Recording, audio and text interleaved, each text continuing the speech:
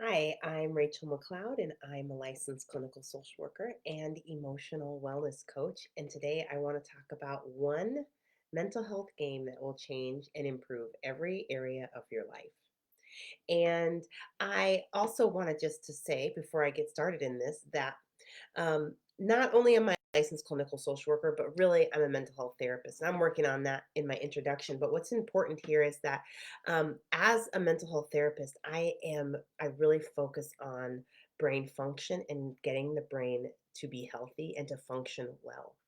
And that is really how I came into developing this game. And because it was a really wonderful way to get my clients to start to think differently and to, if you can fire it, number one, I love this from Dan Siegel. He says, if you can tame it, name it, you can tame it. And also we just need to also, the more we fire the brain specifically how we want it to function, or we give it the option to function well, by firing it in that direction, it will wire in that direction.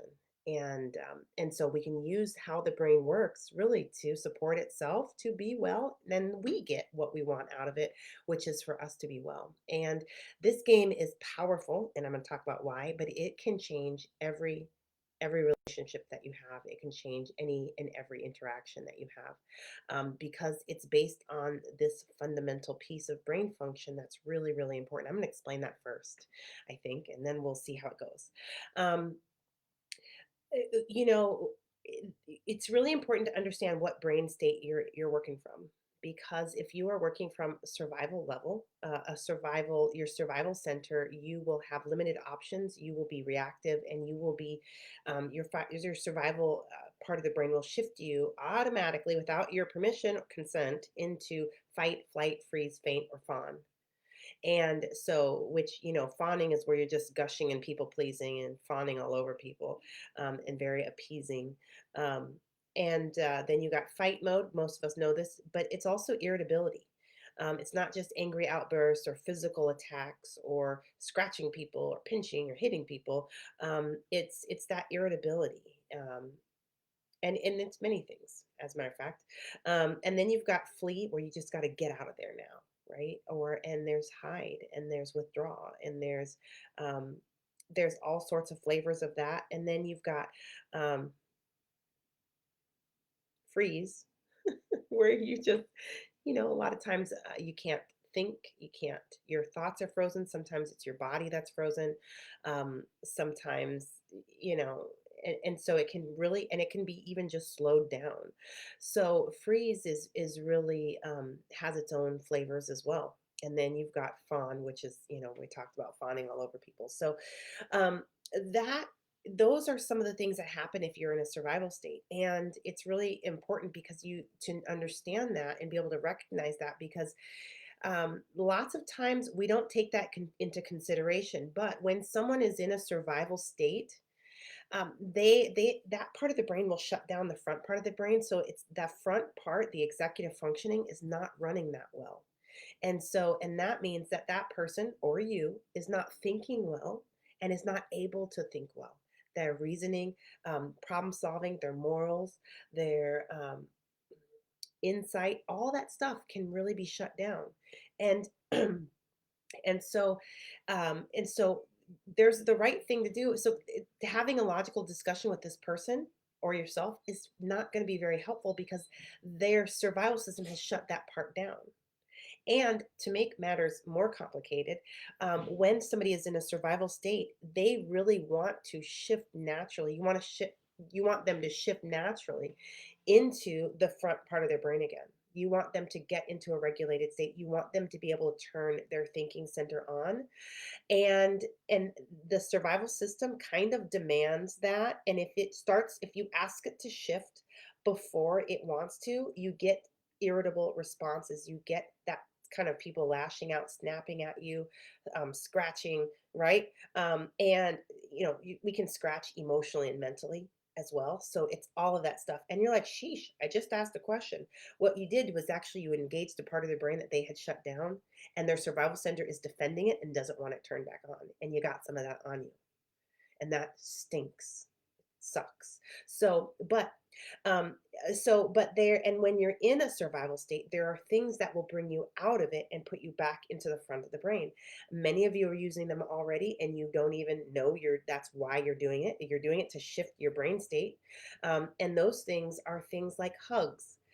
Comfort, soothing music, being able to get comforted, weighted blankets, alcohol, drugs, marijuana, hot tubs, sex, um, and not that any of these things are in and of themselves wrong, but when we're using them to cope, and we're using them because we have to change brain states, that's really how addictions can form, and how we can start making choices to regulate ourselves while destroying our lives, our families, our relationships, things like that.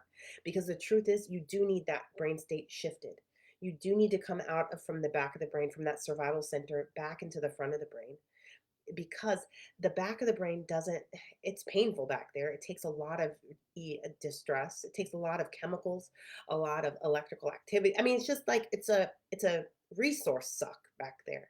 And then as a result of that, it doesn't even know how to thrive. It doesn't even know how to make decisions that are like going to be awesome for you. It's a roll of the dice. And there's not a lot of great options. And you don't get options when you're in that part of the brain. You get options when you're in the front of the brain. You get to choose when you're in the front of the brain. And um, so that's where we want you to be. Plus, your morals are there, your skills are there, your problem solving, the part of it, like being able to create a solution that can help you thrive. That's in this part of the brain. And so it's really important to get there as often as possible and to pull yourself out from those survival states. And so that brings me to the game. And I invented this because it's so clever and complicated. No, it's not at all. It's actually a little corny, but which is exactly why it came from me, because I love that stuff. And the name of this game is identify what brain state you're in. And I do mean this to be a game. And that's really the name of the game, is identify what brain state you're in. But you're playing it at any time. What state of the brain am I in right now? And and this works with the reticular activating system in your brain, because that's the part of the brain that filters in what you're looking for. And if you say, hey, we're playing a game, and it's called, what brain state am I in right now? And that part's like, oh, really? That's what we're playing? Okay, I'll show you. And so it'll start showing you and bringing into your awareness what brain state you're in. And then you'll be like, oh, I'm in my prefrontal cortex. And you'll notice that, and you'll look into your body, which is really turning the brain to look at itself. Whenever you're turning the brain to look at itself, transformation is happening in your life and with your nervous system. And when it sees that you're in the front of the brain, it starts measuring what it looks like, what it feels like. How did we get here? What's up with this? How awesome is that? And it starts to really look at that, and it will start giving you more of that. And you'll start measuring it, and you'll start seeing what put you there. And there you go. And that's a good thing. You'll start to see yourself, catch yourself in a limbic state, or under the influence of your survival system, and you'll be like, I am in a survival state right now. And once you have identified that, you can start using your skills to get out. And this is where I will have a lot of clients start using their tools that I've equipped them with. And so you know what those are, so you can get equipped with them yourself.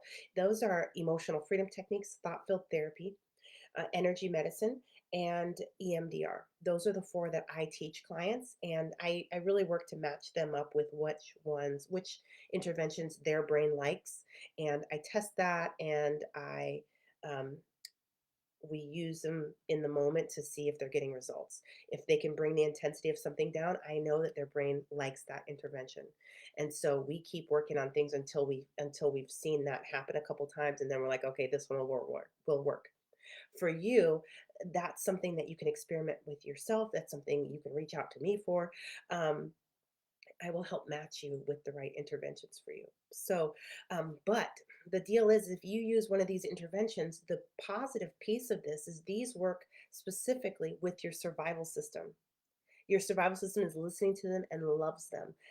Talk therapy is strategies for your prefrontal cortex. Your survival system doesn't really care.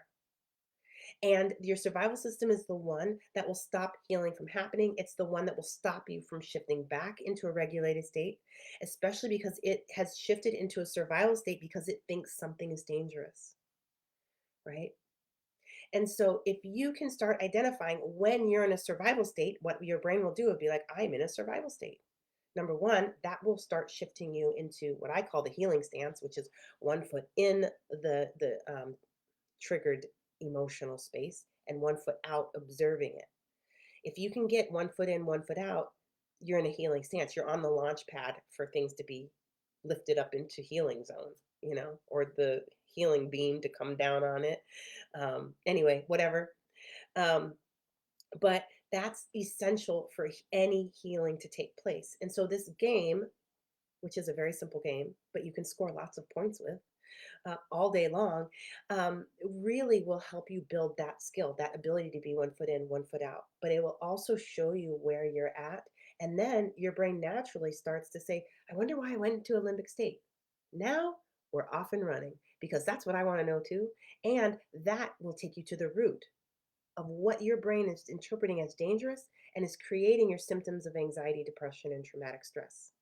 And once you get to the root there, you can use your tools in there, the ones you've been equipped with, to really create change in there, to help your brain come together and look at it, to work with your survival system right there, and help your survival system to let healing happen.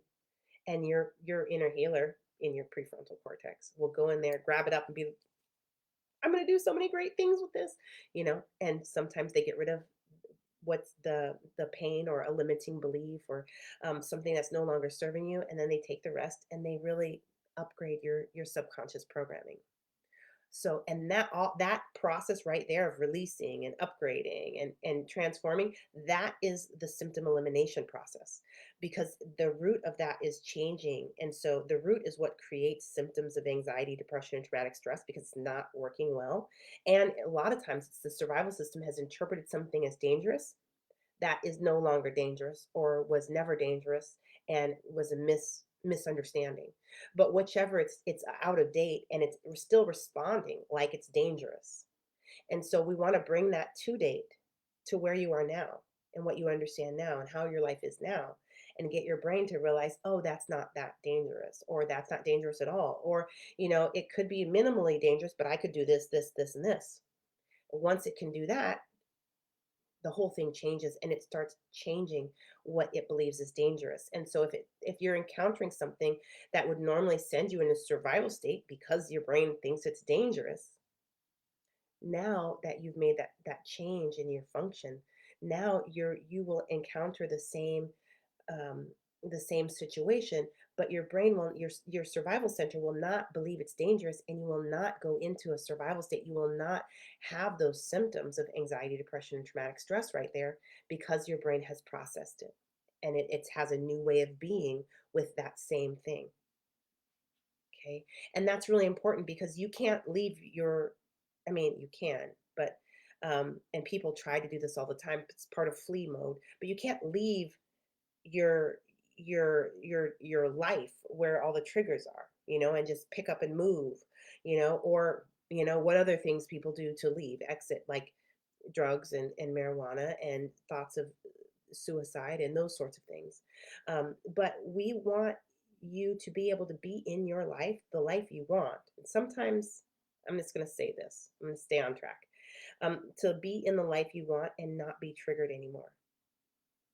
Right. And some of you are like, yeah, but my life needs to change dramatically and it needs to do that fast. Well, one of the best things to do is get out of a limbic state, get out of survival state, survival part of your brain, get out of there. That part is what keeps us trapped in patterns we don't want to be in anymore. And it recreates them over and over and over again. And so, if many things in your life really need to change, number one, play this game and figure out, what brain state am I in right now? Where are the clues? What am I feeling in my body? Do I feel all jittery? Do I feel like I need to run? Am I hiding? Do I feel, am I shrinking? What am I doing right now? What part of the brain am I in? And the more relaxed you are, the more happy you are, That's coming. That's because you're in the front part of your brain. And your brain is allowing you to be there. It's saying you're safe. It's good. I'm going to let you go ahead and have a little fun out there. And I'm going to let you, do the things that you like to do, your passions, your creativity. That's when you're at the front part of your brain. And if you're in the back, understand you're in the back. And then use interventions and strategies for the back of the brain.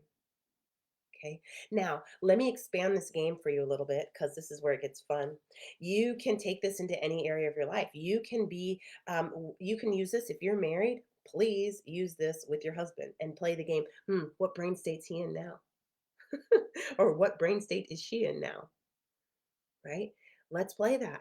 And you don't have to like use your mouth or with your words for this. I mean, that could get you in a lot of trouble. But in your mind, you can say, they're in a limbic state. Okay. Now, I don't think I impressed this upon you before this, so I'm going to say it again. When somebody is in a limbic state or that survival part of the brain, they're in a very emotional part of the brain and it is not rational. And so that part of the brain doesn't do rational. It's not a thinking center. And so when somebody is in that state, you want to stop logical stuff. You don't want to go at them with logic because it's just going to further dysregulate them, especially because that part of the brain feels more under attack because it's like, hey, I turned that part of the brain off. I'm not talking about that right now. And um, so the strategies you want to use for the survival part of the brain and this is why you may not want to use it with your partner. So the game ends here. I don't know what you're going to do. I mean, I can look at that with you, but you're going to see why this could go south. But for the strategies for when people are in a survival state to get them out of that is anything you would do with a baby. Okay? You can see how that would not be appropriate in many places, right? You're going to notice your boss is totally in the limbic state. You're probably not want to go up to them and treat them like a baby, right? You're just probably not going to. If your kids are in this state and they will let you do this stuff, I encourage you to do that because you are regulating their nervous system and you are helping them to shift from the back of the brain to the front of the brain. The more they do that, the more that happens in their system, the more their brain learns, oh, when you get back here, you just come back up to the front. Oh, okay, I get it. And you're teaching their brain that it's okay to have those feelings and you can come back to the front. Many times what happens is kids go to the back and they're stuck back there and there's no one around to help them move it to the front. Or we say things like, go to your room until you straighten out your attitude. Well, when they're in the room, they may or may not find a strategy to pull themselves from the back of the brain to the front of the brain. Okay. So with your kids, this is appropriate. But with your husband, you might not come up to him and say, hey, let me rock you a little bit. You might. That could be cool, right? Or you might pat him on the back. Or hey, can I give you a hug? That might work. But it's hard to do that when they might be in fight mode and they're like their face is red and it might be scary to say, hey, can I give you a hug? You might not feel safe doing it. If you don't feel safe doing that, you don't have to. With grown-ups, it's not your responsibility to regulate their nervous system. Okay.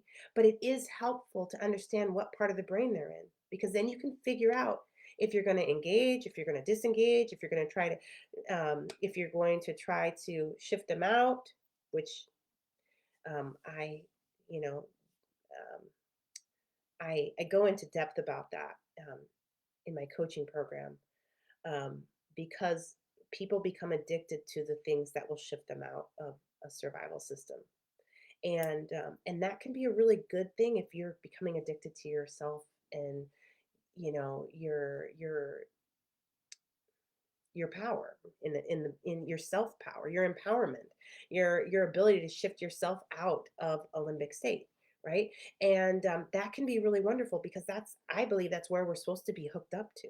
And we're supposed to be able to come in and be like, oh my gosh, I need to regulate, I need to do something. And then we can do the things and we can go back out into the world and we've shifted ourselves out of that state.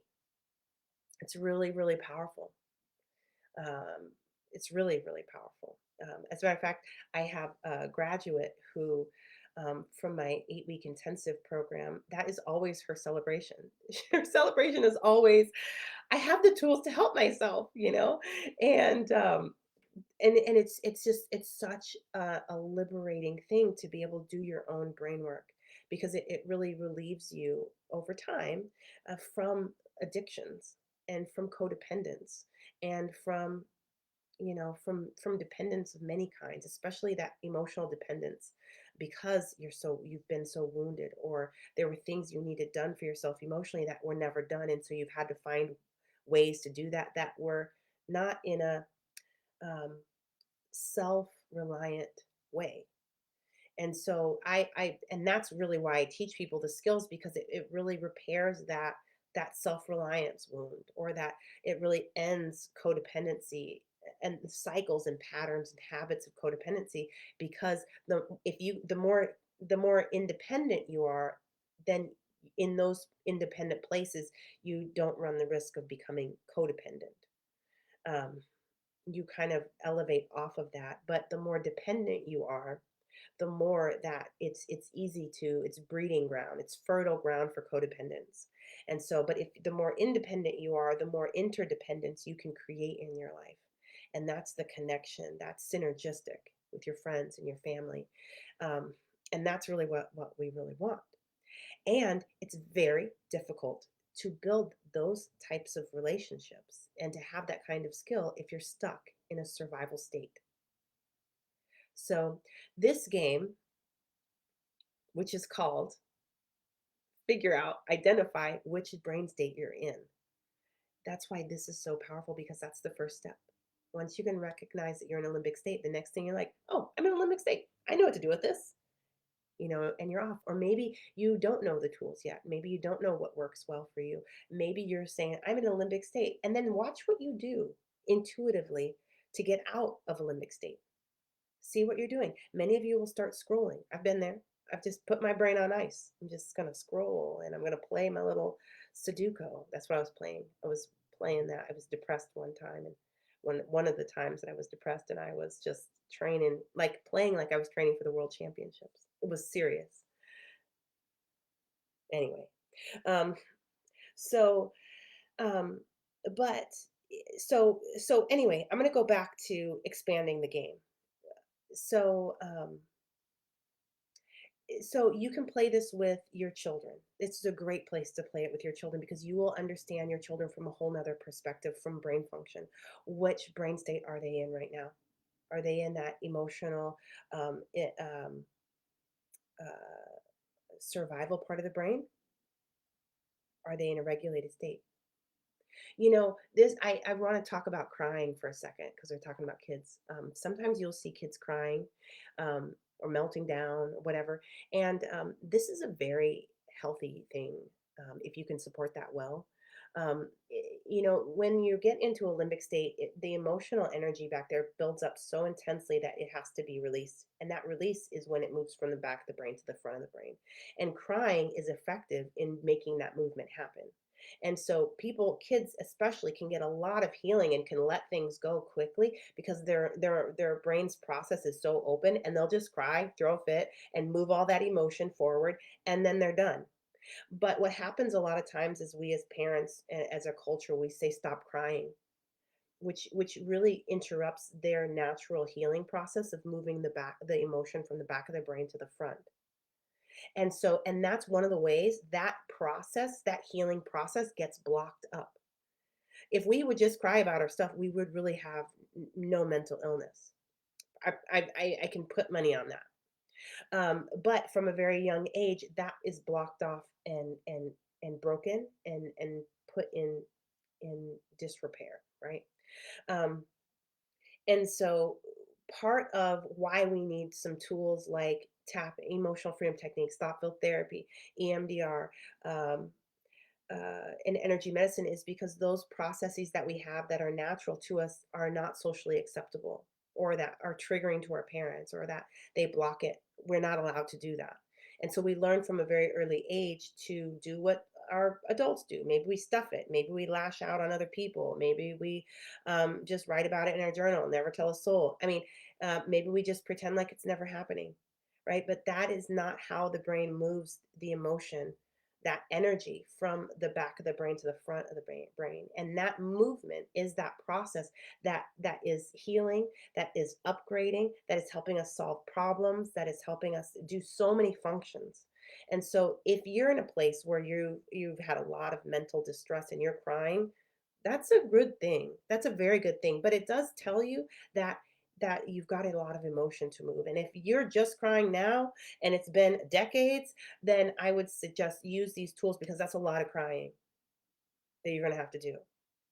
And so, the tools really can help you heal faster and upgrade faster. And the more you shift yourself out of a survival state, the more you don't go in there. It's really wonderful. The more you stay in a regulated state, and the more of your life becomes about thriving. And that emotion, that when it's stuck in the back, it's about you start doing survival behaviors and reactions. Um, and your life looks like that.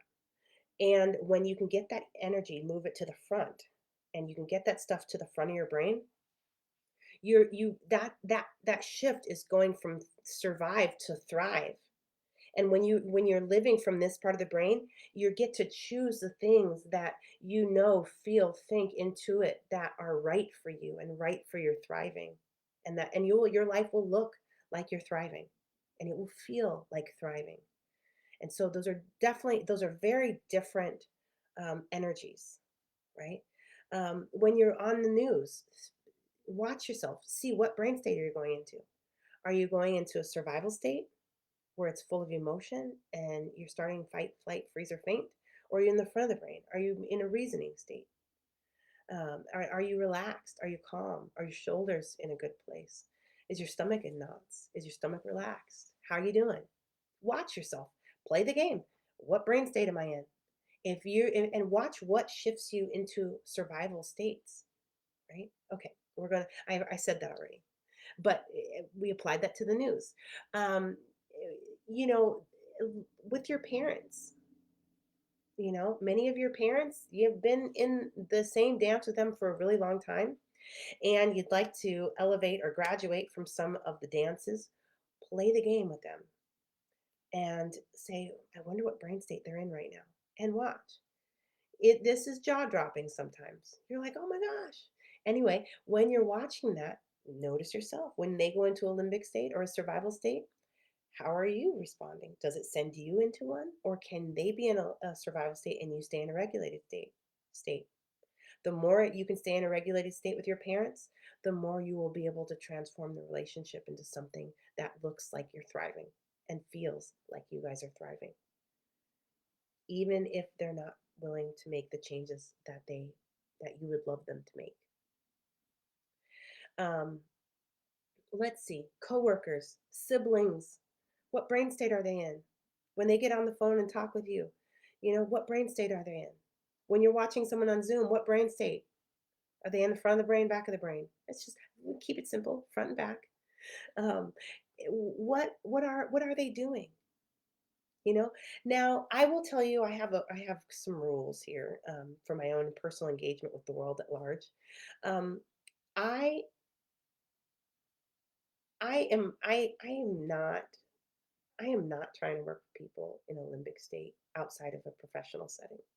Okay, and my children, I will work with their limbic state. With my clients, I will do that as well. Boundaried, right? And we're teaming at it. You know. Um, Everybody else, no, I'm not doing a limbic state with you. I don't want to. And I'm not going to do that. It's just where my boundaries are. Especially because once you start the practice of moving yourself and shifting yourself out of a survival state into a thinking state, you realize that number one, this is a lot of work because the amount of times you have to do it to stay regulated if you've got anxiety, depression, or traumatic stress, it's quite a bit. And then you realize that this is a brain function thing. And somebody has to kind of be willing to let you do stuff to shift them out of a brain state.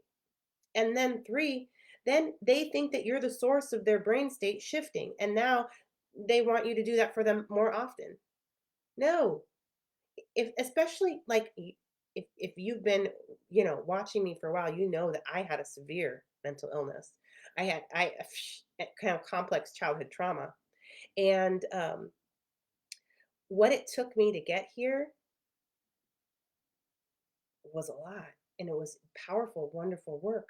But when I see other people and I see their brain state, I know what it's going to take for them to get here.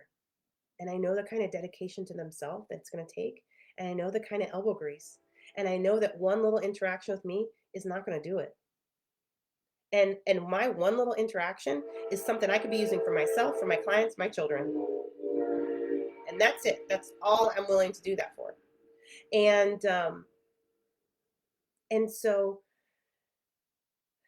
I think that this work is it's also holy work in many ways. You know, um, it's really where you find yourself, where you really you get to know your inner world. You meet yourself. You know, when when you start asking questions to yourself about why am I in a survival state right now? And yourself will always answer you. I want you to understand that there will never be a time it doesn't. Your body will respond to that question, your subconscious mind. You just need to hold space long enough and just listen. But lots of people don't know how to listen to this stuff. They don't know how to get that information. But if you can get that information from yourself, your body will tell you everything. It will tell you why. It will tell you when it started. It will tell you why, how to unravel it. Everything. And so this is really intimate self knowledge that you get. And I also don't do this work with anybody else because I want them to have that opportunity to really get to know themselves and really become their own hero, right? And if this isn't something they want to do, that's okay. You know, I had plenty of times you couldn't tell me anything. And that was part of my healing journey. It was part of my growth. And so I say that to you because as you start looking at people in survival systems, survival states, you will notice more suffering than you would have otherwise. And that's a hard thing to do, but it's and the truth. The truth will set you free. You'll also start having more compassion for people. You'll also start being creative in your interactions. You'll also stop taking things so personally because you see, wow, this has nothing to do with me. This is their brain is on fire. This is like the sixth limbic state they've had in the last 2 hours. Holy crap. Holy cannoli, right? And it just really starts to change so much of what you're doing in your relationships, so much of who you know yourself to be, so much of who you know everyone else to be. And this one little game is a portal to incredible amounts of transformation, self-knowledge, healing, and on and on and on and on and on. So it's really one of those things that is so simple but so powerful. So I encourage you, challenge you, play this game for a week. Play it with yourself. Play it with your loved ones. Play it with your kiddos. Definitely play this with your kids. Watch them. What what limbic state are they in? And this is also a little trick to get your brain to pay attention. If you have symptoms of anxiety, depression, traumatic stress, your focus is frequently pulled internally. And so, a lot of times, by asking a question specifically about one of your kids, you'll find yourself watching them. And this is really cool and kind of sad. I've had this experience myself, but you can tell how much you've been in an anxiety state or depression or traumatic stress when it's like you can pull yourself out, ask the question, pay attention to them, and a lot of times they just light up like, "Mom, where have you been?" And then you're like, "Oh crap, where have I been?" And but it's the beginning. And if you cannot get like that, where have you been, mom?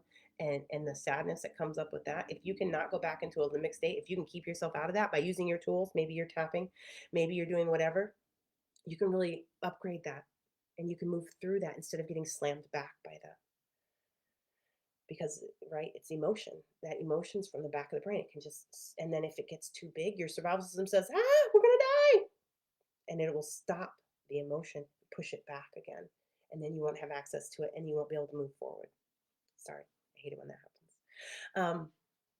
But um, yeah, but it's so important that you come back.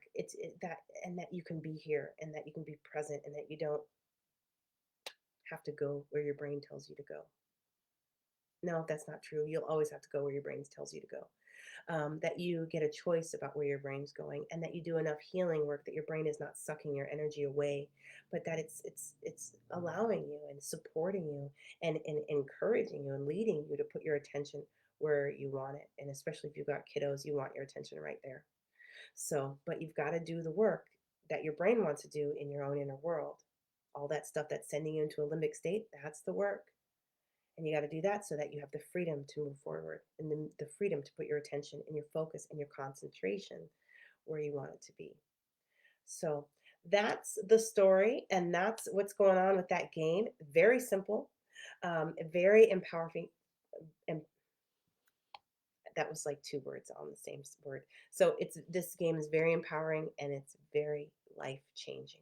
And I would say this is one of the first basic skills because this is one of the first ones that you need to be able to use your intervention. You need to know when, and you want to use your intervention when you're in a survival state, anytime, anytime, because you want to get out of that as soon as possible, and you can help yourself with that. So especially when it's not accurate. If it is accurate and you really are in danger, right? Then your brain's functioning accurately and we don't need to have this conversation. But if it's firing off everywhere inaccurately or in ways that that's not helping you, that's really what this work is about. So having said all that, if this is something you want my help with, I would love to be of service to you. I have some coaching programs that I have made available for anybody to pick up and start using. Even now. I've made that available on my website. You can look there. That's at rachelmcleod.com. So there's options there for self-study. And there's also, I have two intensive coaching programs that the one I love and recommend to anybody and everybody is an 8-week intensive that is yeah, called Inner World Transformation, and it is phenomenal. It's for people who really want to resolve this issue quickly. I teach a method that helps resolve the whole shebang, resolve the disorder, so that you no longer meet criteria for an anxiety, depression, or trauma disorder in about 2 to 6 months on average. And regardless, you're just going to feel, if you're one of those people that is few but happens, that need extra time after that, um, it's just so this program is so life changing. We get so much accomplished, and you get fully trained, and you really are supporting yourself. You're up and running in your own ability to work with your brain.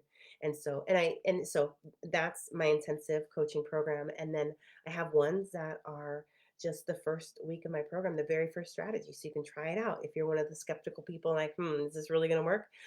In there, I train you on interventions and then show you how to use them with a strategy that will help you do this work in a very specific and targeted way. And you can play this game along with it, because then you'll have more things to use your interventions on. And so those are available. And that's it, I think, for me. So, oh, I did want to say that, if this is something you feel like you need my help, a little bit more direction with, and you need to know, like, which program is best for me, would this help me, will it work for me, and you want to have a conversation with me, you can grab a spot on my calendar by going to rachelmcleod.com/call. I'm going to put that in here.